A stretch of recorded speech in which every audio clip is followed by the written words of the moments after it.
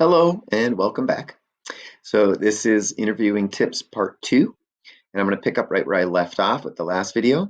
I was talking about closed questions. That means a one word or a short phrase type question. It could be a date that you're asking for. It could be a number. It could be the name of something. You might be asking the student what the name of their coach is, if they're an athlete, for instance. If you know that they had a job, but you forgot where they worked, you could say, wait a minute, where did you work again? And then the answer might be something like Quick Trip. Just one word. Those are closed questions. We need to ask those to get some really basic facts, but obviously there's not much to write about if that's all we ask. So the next important type of question is called an open or an open-ended question. And that would be the kind of question like, and it doesn't even have to be a question because look at what I'm about to say. Tell me about working at Quick Trip.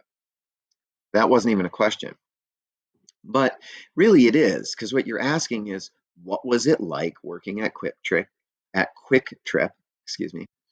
Um, and you can qualify that, you can modify that in any way you want. What was it like working at Quick Trip during the coronavirus? What was it like working at Quick Trip before the pandemic? And then tell me a little bit about how it changed after the pandemic. Um, so, and those tell me abouts or tell me more about that. Those are the best open-ended statements type questions that you can do because you're leaving it wide open for them to tell you things. You sometimes can narrow it down a little bit. You can say, well, tell me your feelings about having to work with a mask on. Tell me your feelings about having to learn from videos instead of seeing teachers in person. So I've narrowed it down. It isn't just tell me about learning during the coronavirus. I've narrowed that down. Okay. So I want you to think about that when you're interviewing because sometimes you do get these really vague answers, really abstract or really short. And so then we need to do what are called follow-up questions. Follow-up questions are not planned. They're not written down in your notebook. You didn't know you were going to ask them, but they come from listening. So pretend I was talking to Jaden Sheffield. She's a student I had last year, and she was a student that worked at Quick Trip. And she starts to tell me about the doors were always open when she arrived. And I heard her say that. But she didn't say much else about it. So now, when there's a pause, I'm going to say to her, Jaden, could you tell me a little bit more about why it mattered that the doors were open? You were doing this in the spring. Was it cold in the store? How did it affect you? So now I am following up on what she told me. All right. There's also a couple other kinds of questions. We have what are called background questions.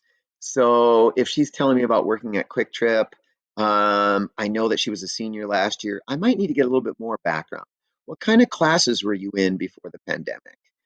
How long had you been working at Quick Trip? Those are called background. They may not deal specifically with her as a teenager in the coronavirus, but it's some background information I need. Okay. Then there are what we might call questions of depth or digging type questions. And this would be where she was talking a little bit about the difficulty of balancing her job with taking AP classes. But now I need to dig in on that. So I'll use a follow up question and I'll say something like, tell me a moment when you were panicking about your homework. Please tell me about a time when some panic set in before you graduated.